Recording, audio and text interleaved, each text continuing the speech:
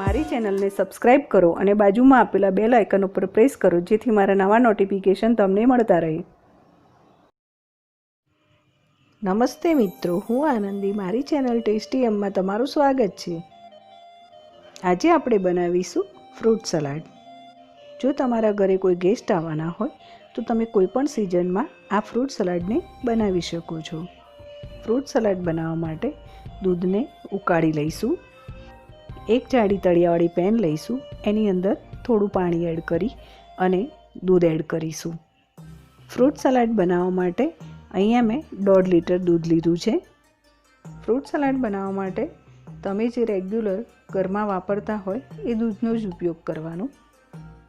દૂધ ગરમ થાય ત્યાં સુધી કસ્ટર્ડ પાવડરને ઓગાળી લઈશું. અડધો બાઉલ દૂધ લઈશું. એની અંદર 3 ચમચી કસ્ટર્ડ પાવડર એડ કરીશું. અહીંયા મેં વેનીલા ફ્લેવરનો કસ્ટર્ડ પાવડર લીધો છે, પણ જો તમારી પાસે વેનીલા ફ્લેવરનો કસ્ટર્ડ પાવડર ન હોય તો રેગ્યુલર કસ્ટર્ડ પાવડર આવે છે ફ્લેવર વગરનો, એ પણ યુઝ કરી શકો છો. દૂધની અંદર કસ્ટર્ડ પાવડરને ગાંઠા ન પડે એ રીતે સરસ ઓગાળી લઈશું. દૂધમાં ઉભરો આવે ત્યાં સુધી આ રીતે વચ્ચે વચ્ચે હલાવતા રહીશું. અને દૂધમાં ઉભરો આવ્યા પછી 5-1 મિનિટ માટે દૂધને ઉકળવા દઈશું. દૂધ ઉકળી ગયા પછી 1 બાઉલ ખાંડ એડ કરીશું. અહીંયા મેં આશરે 200 ગ્રામ જેટલી ખાંડ એડ કરી છે. દૂધની અંદર તમારા ટેસ્ટ પ્રમાણે ખાંડનું પ્રમાણ વધારે કે ઓછું રાખી શકો છો. ફ્રૂટ સલાડ હંમેશા ઠંડો જ સારો લાગે છે. ફ્રૂટ સલાડ ઠંડો થાય પછી ખાંડનું પ્રમાણ થોડું ઓછું લાગશે, એટલે રેગ્યુલર દૂધમાં જે તમે ખાંડ નાખો છો એના કરતાં ખાંડનું પ્રમાણ થોડું વધારે રાખવાનું. ખાંડનું પાણી બળે ત્યાં સુધી દૂધને ઉકળવા દઈશું. ખાંડનું પાણી બળી જાય એટલે આપણે જે કસ્ટર્ડ પાવડર તૈયાર કર્યો હતો એને એડ કરી લઈશું. કસ્ટર્ડ પાવડર આ રીતે એડ કરતા જવાનું અને બીજા હાથે સતત તેને હલાવતા રહેવાનું. આ સમયે ગેસની ફ્લેમને સ્લો કરી લેવાની અને આ રીતે કસ્ટર્ડ પાવડરને મિક્સ કરી લેવાનું.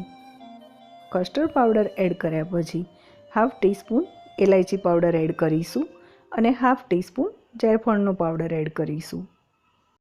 અને તેની સાથે થોડું કેસર પણ એડ કરી લઈશું. કેસરથી સ્મેલ અને કલર બંને સરસ આવશે. આ બધી જ વસ્તુને મિક્સ કર્યા પછી આ રીતે સતત હલાવતા રહીશું અને દૂધને ઉકાળી લઈશું. કસ્ટર્ડ પાવડર એડ કર્યા પછી દૂધને 5-1 મિનિટ માટે ઉકળવા દેવાનું. દૂધ ઉકળીને તૈયાર થઈ ગયું છે. ગેસની ફ્લેમ બંધ કરી લઈશું અને ઢાંકણ ઢાંકી લઈશું. આ દૂધને 2 કલાક માટે ઠંડુ થવા દઈશું અને આ રીતે વચ્ચે વચ્ચે સતત હલાવતા રહીશું જેથી એની અંદર મલાઈ ના થઈ જાય.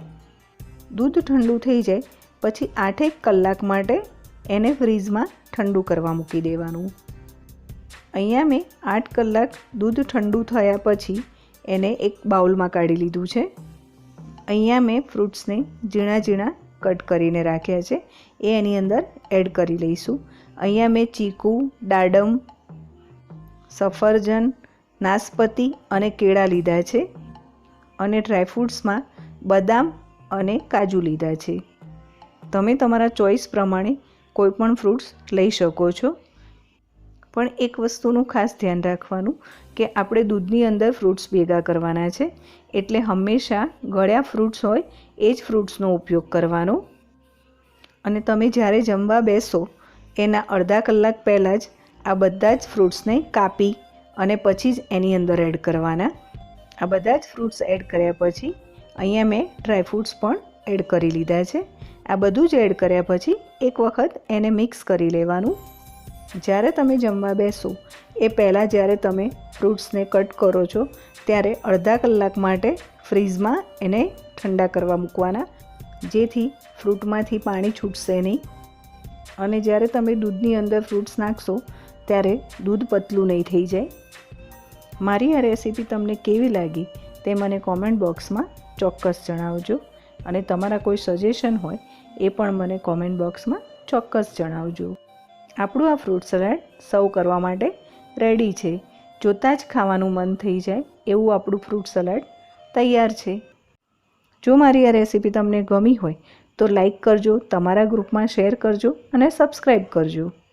અને બાજુમાં આપેલા બેલ આઇકન ઉપર પ્રેસ કરજો જેથી મારા નવા નોટિફિકેશન તમને સતત મળતા રહે. અને તમે પણ આ રીતે નાની નાની ટિપ્સનું ધ્યાન રાખી અને એક વખત ફ્રૂટ સલાડ ઘરે ચોક્કસ બનાવજો. ફરી મળીશું એક નવી રેસીપી સાથે. Thank you for watching.